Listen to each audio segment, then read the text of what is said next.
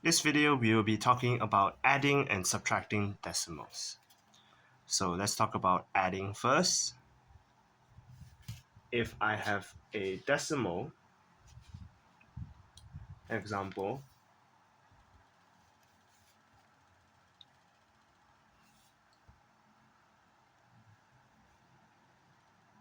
(2.3) added with 7.8.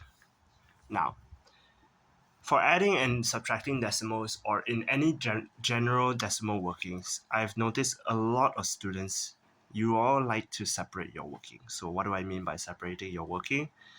You like to do 2.2 added with 7 and then added with 0.3 added with 0.8 equals to 9 plus 1.1 equals to 10.1. Not 8, sorry. So I notice this kind of working a lot, and I have to be honest with you all, I do not like working like this. You need to understand the concept, fair enough. You understand that you add the whole numbers and then the decimals itself. But I would argue that this is number one, a waste of time, and also a waste of working space because you are going to deal with longer workings and longer calculations in the future in year 10 and year 11. So I would just prefer if you write 2.3 added with 7.8 equals to 10.1. If you want to do this working mentally, it's fine. If you want to separate your working in your head, that is all right. But you should learn how to add these numbers, add these decimals straight away. It's just treat it like 23 added with 78. And then you just add it all together, it's just 10.1. Your decimal places, you shouldn't be afraid of your decimal places. It's just the same concept. Just that the only difference is you need to figure out where your place value is. Now let's take a look at a different question. 2.64 added with 6.7.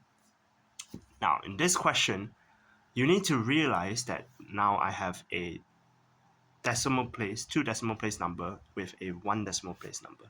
When you add and subtract, it is very important for you to have your decimal place align. So what do I mean by align? In your rough working, okay, 2.64 and 6.7, you need to align your decimal places like this. You cannot put 2.64 and 6.7 like this. When you add in your rough working, your decimal places must be aligned. It should be in one line. Your ones should be aligned, your tenths should be aligned, and your hundred should be aligned. This one is considered as 0. So 4 plus 0, 4, 6 plus 7, 3, and then this one, 6 plus 2, 8 plus 1, 9. So it is 9.34. And these are considered as rough working. You should do these in a rough paper, or you should do it in pencil and erase it later. For the sake of your notes and for the sake of the example, I am going to leave this here. However, by right, this should not be in your exam paper. It should be just for calculation purposes only. Now, that is for adding. As long as your decimal places is aligned in your rough working, then it is correct. For subtracting,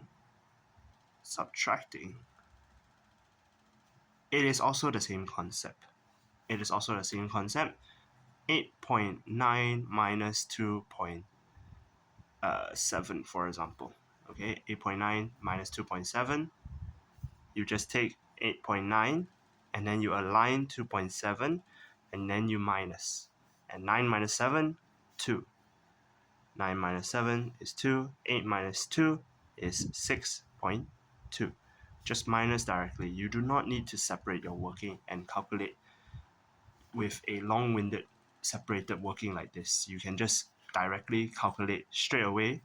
If you have numbers that are very large and also have different place values, example 5.5 0.68.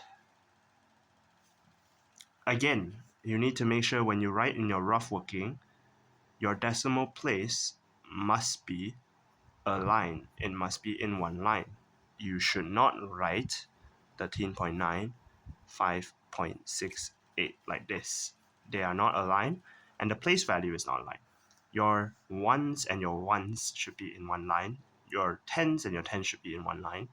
Your tenth and your tenth should be in one line, and so on and so forth. So when you minus, this is considered as 0. I need to borrow from 9. 9 becomes 8, 0 becomes 10, 2. And then 8 minus 6, 2. Need to borrow from 1 to become 0, 13 minus 5. 13 minus 5, you are left with 8. So it is 8.22. 8.22. Okay, so again, there's not much difference when it comes to adding and subtracting decimals. The only difference is you need to align your decimal places when you do your rough working. It is pretty much the same as adding and subtracting whole numbers. The only difference is you need to figure out where your decimal place value is. And you will hear me saying that a lot. Decimals is not difficult. You just need to know where to put your decimal point after you have calculated. Okay? Now, the only complicated part about this topic is when you add and subtract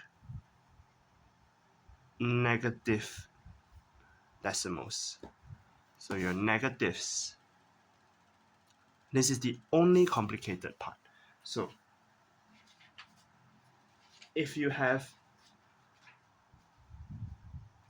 4.6 minus 8.21, how do you minus this? How does 4 minus 8?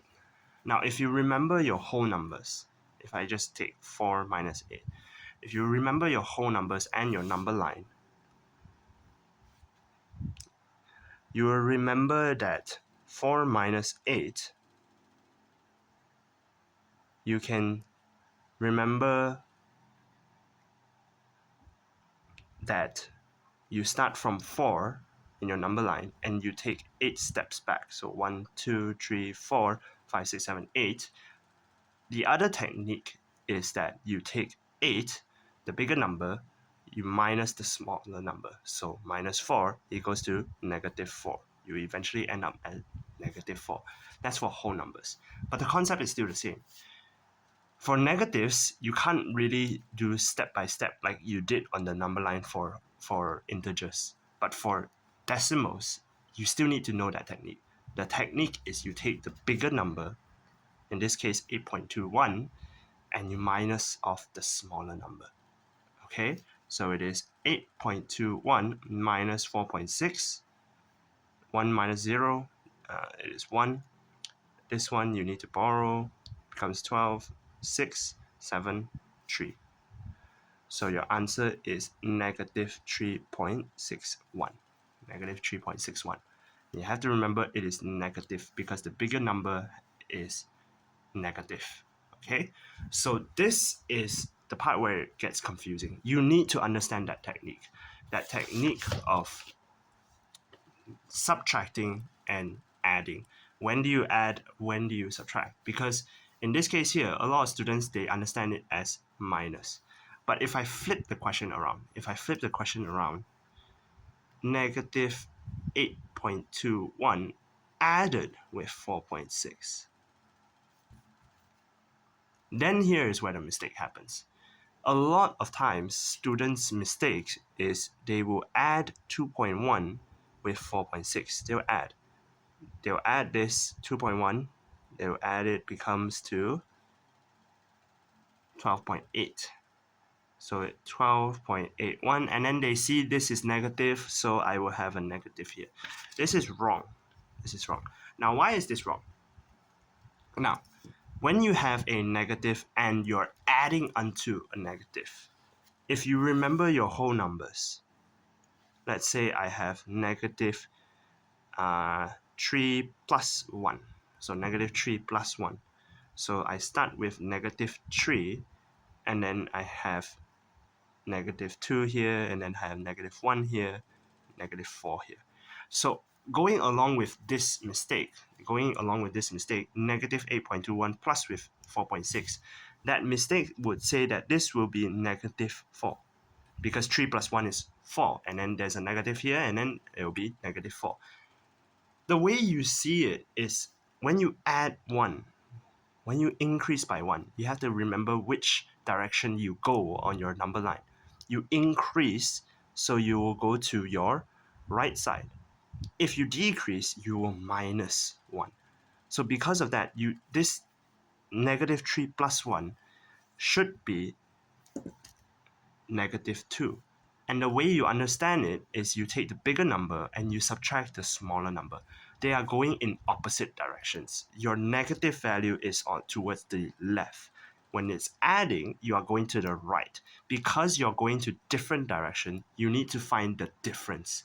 The way you find the difference is you take the bigger value and you subtract the smaller value. And then the way you figure out whether it is positive or negative at the end is you take whatever value, the highest values, whatever sign is next to the highest value. So take a look at a different example. -3 plus 4. So there are different directions. Again, negative and positive. There are different directions. One is negative, and you are increasing 4 steps. So you are adding now. So when you are adding, again, you need to take the biggest value, which is 4, and you subtract the smaller value. And because 4 is positive, your answer is 1. And if you check on your number line, -3 plus 4 steps, it is actually 1. Okay. However, in decimals, you can't do that anymore. You can't really do decimal points on your number line. So you really need to understand the concept, the technique of taking the bigger value, subtracting the smaller value, finding the difference. Okay. Again, a way that I try to explain for students to understand is whenever you see different sign, you're looking for difference. But whenever you're looking for the same sign, you are going to the same direction. That's why you are increasing in either your positive direction or your negative direction. So I'll explain what that means in a bit. The idea right now is that -8.21 and adding with 4.6 is actually the same as 4.6 minus 8.21, which is 3.61, -3.61. If again I change the values right now, let me do -4.6 added with 8.21. This one, you can actually tell me the answer straight away without calculation because the calculation has already been done for you. You just need to figure out if your answer is positive or negative. This case here, adding -4.6 adding with 8.21. Negative adding difference. They are different signs. So you look for the difference. So you minus it.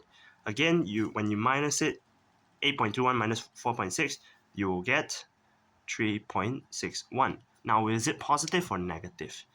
Because 8.21 again is the biggest value, you add. It is positive. Okay, the biggest value, the sign is positive, so your answer is positive.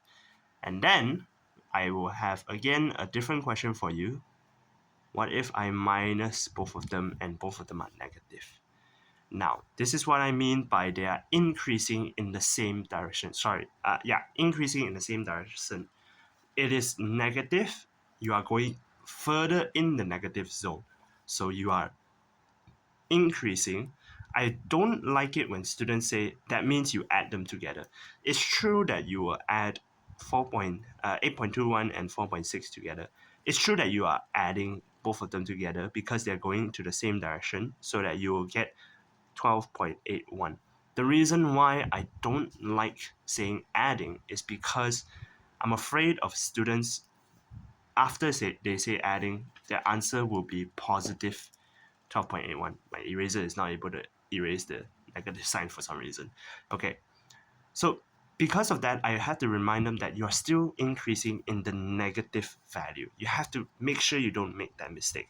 Make sure, because you say adding, you don't give your answer as positive. Okay, I still prefer to say that you are increasing in the negative direction. You are going in the same direction in negative zone. You're already at -3, you -1, you are going down even further to the left to become -4.